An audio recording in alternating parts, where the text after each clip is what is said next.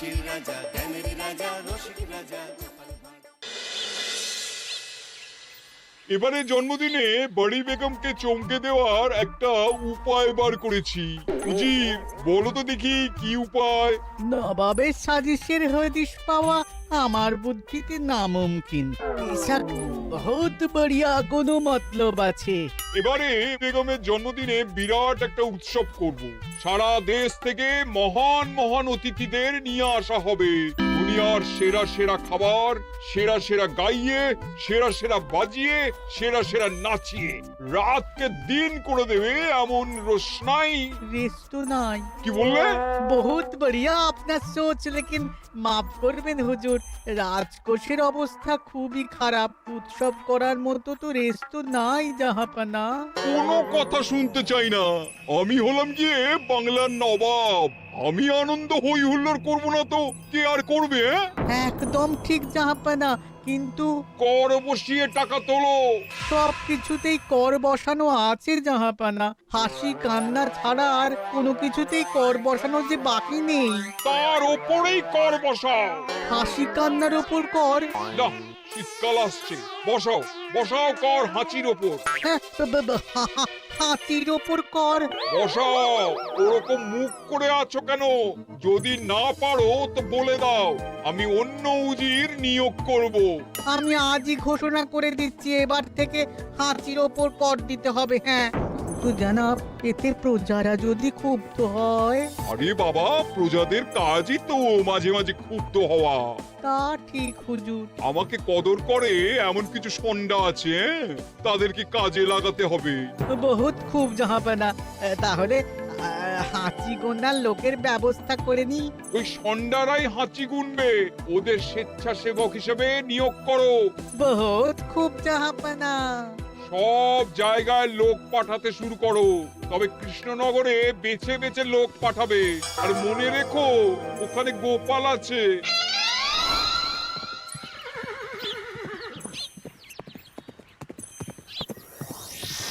সব জায়গায় কর আদায়কারী পাঠিয়ে দেওয়া হয়েছে জাহাপানা।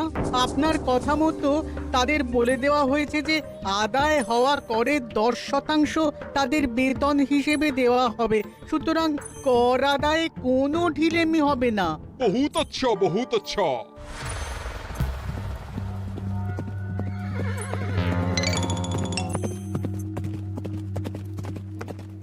হ্যাঁ, তুমি ঠিক পড়েছো তো মন্ত্রী? হাঁচির উপরে কর? বলেন তো, আর একবার পড়ছি মহারাজ। আসলে এটা নবাবই মশকরা। আমাদের নবাব যে খুবই রসিক মানুষ তা তো আমরা দেখেছি। বারবার কৃষ্ণনগরের সঙ্গে রসিকতা করতে গিয়ে হাঁড়ি ফেটে রস একেবারে মাখামাখি হয়েছে, আর সারা গায়ে পিঁপড়ে ধরেছে। মস্করা নয়, একদম সত্যি কথা। হাঁচির উপরে কর বসানো হয়েছে, আর আমরা হলাম নবাবের খাস হাঁচি গোনার দল। আমরা এই কৃষ্ণনগরে থিতু হয়ে বসলাম বটে। এবারে হাঁচি গুনবো আর মোহর আদায় করব। গোপাল, তুমি কি বলো? সর্দার, তোমাদের এখানে আসা একেবারেই লোকসান হয়েছে। কেন মশাই? আচ্ছা, আপনি গোপাল? না না, আপনার কোনো কথাই শুনবো না। আমাদের বই বই করে বলে দেওয়া হয়েছে, গোপাল হইতে সাবধান। সর্দার, আমি তোমাকে সাবধান হতেই বলছিলাম। হাঁচি ধরতে গেলে তোমাদের খুব সতর্ক থাকতে হবে, কারণ এই কৃষ্ণনগরের বাসিন্দাদের শরীর স্বাস্থ্য এত ভালো যে এখানে কেউ হাঁচে না, কাশে না, ঢেকুর তোলে না, ইয়ে করে না। বলেন কি মশাই? এটা তো নবাবকে জানাতে হচ্ছে। যাও যাও, এক্ষুনি মুর্শিদাবাদে ফিরে গিয়ে নবাবকে জানাও। ওরে, কেউ এদের যাওয়ার ব্যবস্থা করে দে। ওই তো হেঁচেছে। হাসি এক, পুরো এক মোহর। হাঁচি দুই, দুই মোহর। আরে, এটা তো হাঁচির বাচ্চা, এটা তো ধরলে চলবে না। কেন? হাঁচি হলেই তো হলো। কি করব সর্দার? লিখবো? দেখ, একবার গুনে যখন ফেলেছি পুরো ছাড়তে পারবো না। আধমোহর লেখ। এটা কাশি, কাশিতে কোনো করের কথা নেই। লেখ লেখ লেখ লেখ লেখ। হাঁচি তিন, পুরো 1 মোহর। আচ্ছি, হাঁচি 4,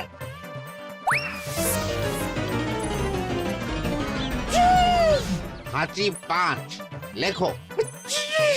হাঁচি 6,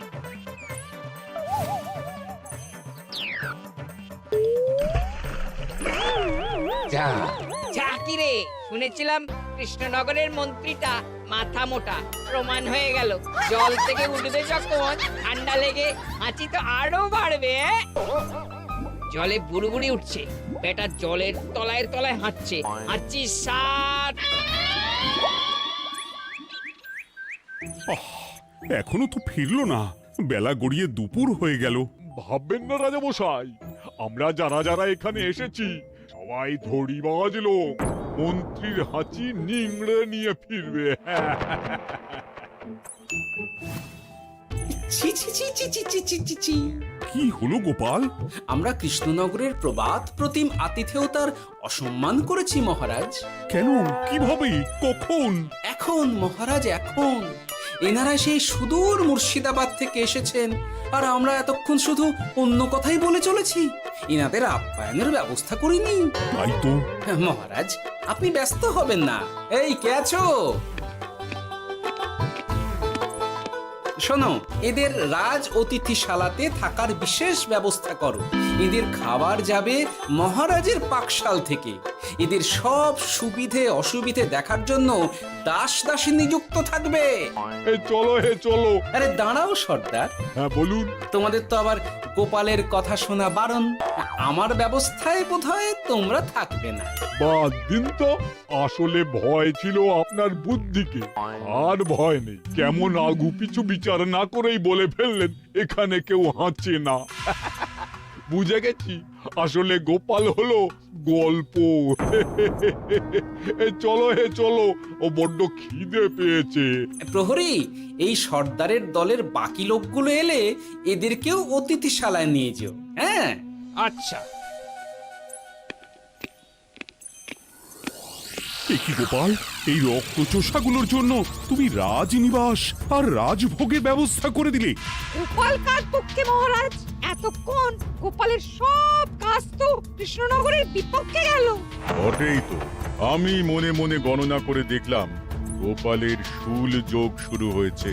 আগামী 1 যুগ ধরে গোপাল যেখানে থাকবে সেখানে রাহুর প্রকোপে দুঃখ দারিদ্র মহামারী একসঙ্গে এসে ধরা পড়বে। মহারাজ, গোপাল কখনো কৃষ্ণনগরের খারাপ ভাবেনি। সে যখন ওই রক্তচোষাদের রাজভোগে রাখার ব্যবস্থা করেছে, তখন বুঝতে হবে এর মধ্যে একটা ঘোরতর পেঁচ আছে। গোপালই তাহলে বলুক, কি পেঁচ? মহারাজ, মানুষ বিলাসের সুযোগ পেলে কাজ ভুলে বিলাসেই ডুবে থাকে। কত সম্রাট মহাসম্রাট বিলাসিতায় ডুবে কত সাম্রাজ্য মহাসাম্রাজ্য ভেঙে টুকরো করেছে। এরা তো নবাবের পাঠানো কিছু মূর্খ বালক মাত্র মহারাজ। এদের রাজভোগে ডুবিয়ে দিলে হাঁচির কথা কি এদের মনে থাকবে?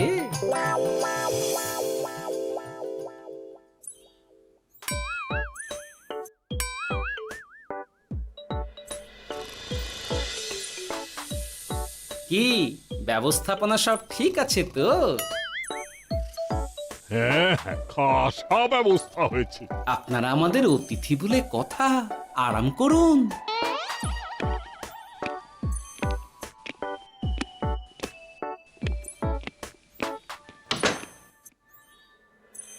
বিজ্ঞানী, তোমার এই দুমুখ আয়না আবিষ্কার তোমার জীবনের সেরা কাজ।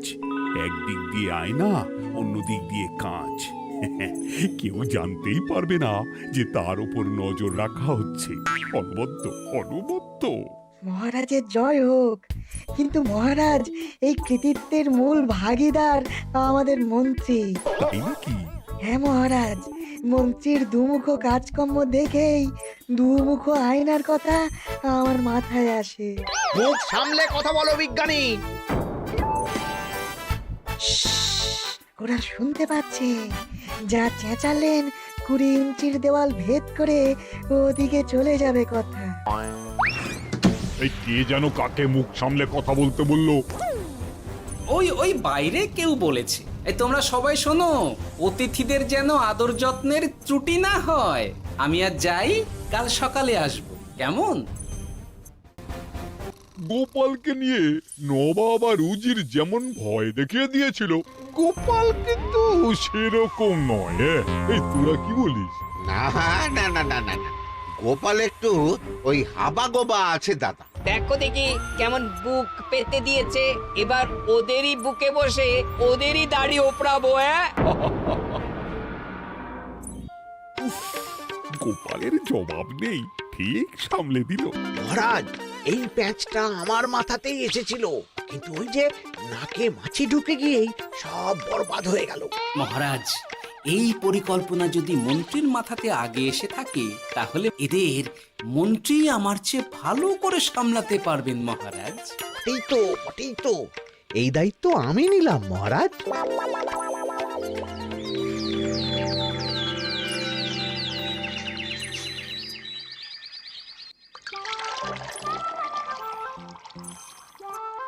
আহা, সকালে ঘুম থেকে উঠে এই রকম বেলের পানা যেন স্বর্গের অমৃত। আছে আছে, আরো আছে। পানীয়, খাদ্য, আরাম, আয়েশ, যত চাও তত পাবে। এ কি, আপনি গোপাল কোথায়?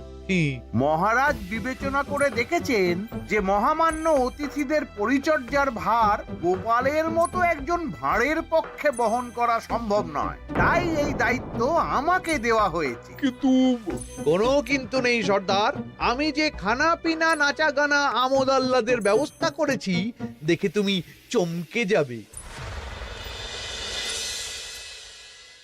দেখা নয় বিজ্ঞানী, এবার শুধু কাজের সময়। কাল মন্ত্রীর উপর ওদের ভার ছেড়ে দিয়ে কৃষ্ণনগরের যে সর্বনাশটি করেছো, কোনো কাজ করে আর সেটিকে সামলানো যাবে না। হ্যাঁ, আহা, তোমার দেখছি মন্ত্রীর উপরে একটুও আস্থা নেই। ঠিক কি প্যাচ করছো বলো তো? প্যাচের কথা পরে হবে, তোমাকে যত তাড়াতাড়ি সম্ভব হাঁচির ওষুধ আবিষ্কার করতে হবে। হাঁচির ওষুধ? হ্যাঁ, হাঁচির ওষুধ। ওভাবে দেখছো কি বন্ধু? তোমাদের কাজের সব দায়িত্ব এখন আমার কাঁধে। তোমরা আমোদ করবে আর আমি কর আদায় করে তোমার হাতে এনে তুলে দেব। সর্দার, এর মধ্যে একটা চাল আছে মনে হচ্ছে। কি আর আমি বুঝিনি। এখন কি করবে? বিশ্বাস করে আদায় উসুলের ভার এর উপরে ছেড়ে দেবে? পাগল নাকি?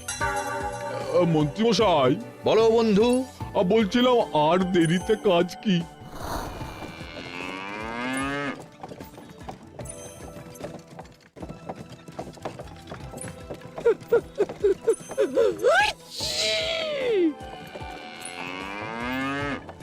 মন্ত্রী, লেখো হাঁচি এক। ওহে, তোমার নাম কি? মন্তেশ্বর উজুরি আগে। লিখুন মন্ত্রী মশাই, নাম লিখুন। ওহে মন্তেশ্বর, হাঁচি কর, এক মোহর ছাড়ো দেখিনি। হাঁচি দুই। আরে যাও, দৌড়ে গিয়ে দু মোহর আদায় করে আনো। ওরে, তোরা সব কৃষ্ণনগরের কোণে কোণে ছড়িয়ে পড় দেখি, একটা হাঁচিও যেন বাদ না পড়ে। হ্যাঁ,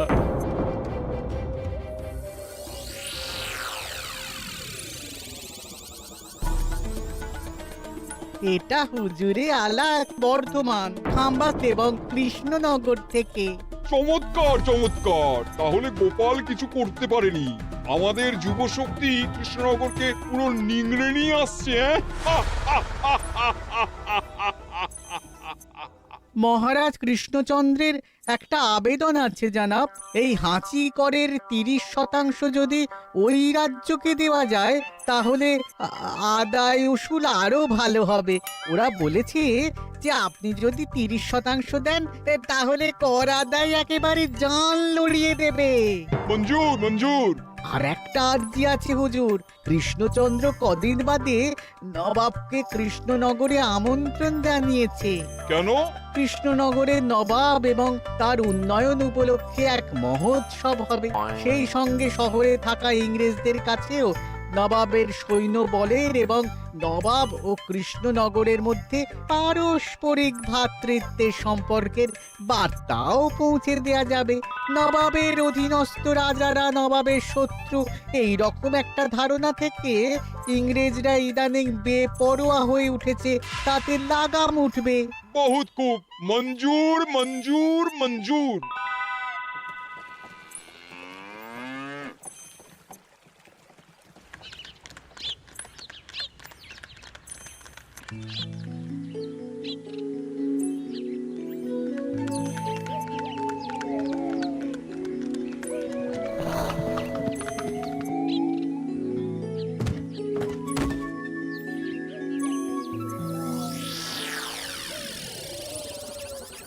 কি ব্যাপার গোপাল? জাহাপনা বলুন, কি খিদমত করব? আমি যা বলবো তাই করবে। অবশ্যই জাহাপনা। क्या बात উজির, তুমি সাক্ষী, মহারাজ কৃষ্ণচন্দ্র আপনিও সাক্ষী।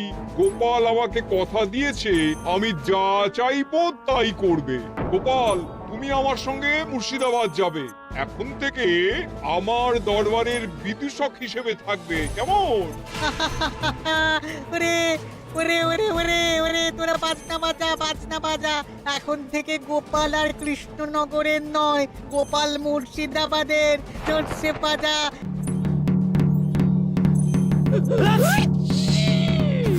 কি হলো? হুজুর, মনে হচ্ছে আপনার সৈন্যদল হাঁটছে। হ্যাঁ? হুজুর, হাঁচিগড়ের বন্যা সব সৈন্য 10-12টা করে হেঁচে ফেলেছে, মানে প্রচুর মোহর হয়ে গেছে আর বাড়ছে বাড়ছে। আমার হাঁচি গোনার দল একটা হাঁচিও বাদ দেবে না। মোহর রাখার জন্য নতুন পোশাকখানা বানাতে হবে হুজুর। সর্দার, আমাদের হাঁচিগুলো কি খুলবো? হ্যাঁ, নিশ্চয়, একটা হাঁচিও যেন বাদ না পড়ে। চলুন হুজুর, আমরা এখানে দাঁড়িয়ে থেকে আর কি করব? ওরা হাঁচুক আর হাঁচি গুনুক। চলুন নবাব বাহাদুর, আপনার জন্য কৃষ্ণনগরের রাজাতীর্থ অপেক্ষা করছে। হুজুর, আমার মনে হয় আমাদের কৃষ্ণনগরে এখন আর দেরি করা উচিত হবে না। আমরা সোজা শহরের দিকে রওনা হয়ে যাই।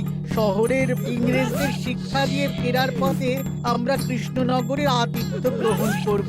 সে কি? মহারাজ, নবাবের মতো কর্তব্যপরায়ণ ইনসানকে তার কর্তব্য পালনে বাধা দেবেন না।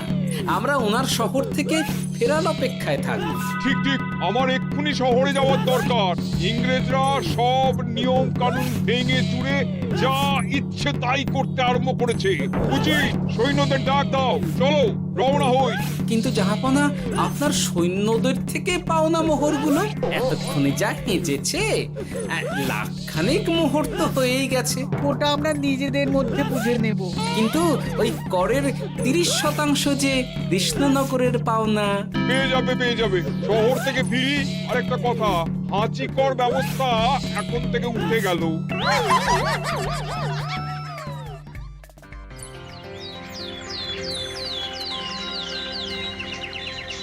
মহারাজ, কিভাবে গোপাল ভাঁড় মহাশয় নবাবের উন্মাদের মতো জারি করা ওই হাঁচিকর থেকে আমাদের সকলকে রক্ষা করেছেন তা আমরা সকলেই জানি। খাম্বাজের তরফ থেকে তাই গোপালকে সামান্য উপহার।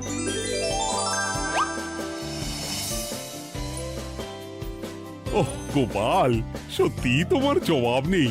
কিছুই হতো না যদি না বিজ্ঞানী ওই হাঁচি চূর্ণ আবিষ্কার করত। এই উপহারের অর্ধেক কিন্তু বিজ্ঞানী। সবই তো বুঝলাম, নবাবকে সৈন্য সহ নিমন্ত্রণ থেকে সৈন্যদলকে হাঁচি চূর্ণ মাখানো, চাঁদোয়ার তলায় ঢোকানো পর্যন্ত। কিন্তু চাঁদোয়া থেকে হাঁচি চূর্ণ ঝরে পড়লো কি করে, সেটাই তো বুঝলাম না। এটা তুমি বলো বিজ্ঞানী। শব্দে বাতাসে কম্পন তৈরি হয়। গোপালের হাততালিতে আমার ঘরের শাড়ি থেকে হাঁচির জন্য ঝরে পড়েছিল। এখানে চাঁদোয়া থেকে ঝরে পড়েছিল বাজনার শব্দে। কি ব্যাপার বিজ্ঞানী, তুমি এখন ছেলে খেলা করছো? হাঁচির ওষুধ? হয়ে গেছে। হয়ে গেছে? মূল উপাদান তামাক, গোলমরিচ আর আলকুশির গুঁড়ো। কাজ হবে? হাততালি দাও। হাইস! কাজ হলো। ব্যাপারটা কি হলো? ওই শাড়িটাতে হাঁচি চূর্ণ মাখানো আছে, তোমার হাততালির শব্দের কম্পনে ঝরে ঝরে পড়েছে। একবার নাকের কাছে এলে পিঁপড়ের থেকে পিশাচ, হাঁচতেই হবে, হাঁচতে হবেই হবে। নবাব যদি বাজনা বাজাতে না বলতো। আমাদের বাজনদাররা তৈরি ছিল মহারাজ। যাক, সবই ভালোই ভালোই মিটে গেল। যার শেষ ভালো তার সব ভালো। ব্যাস, এখন শুধু একটাই কাজ বাকি।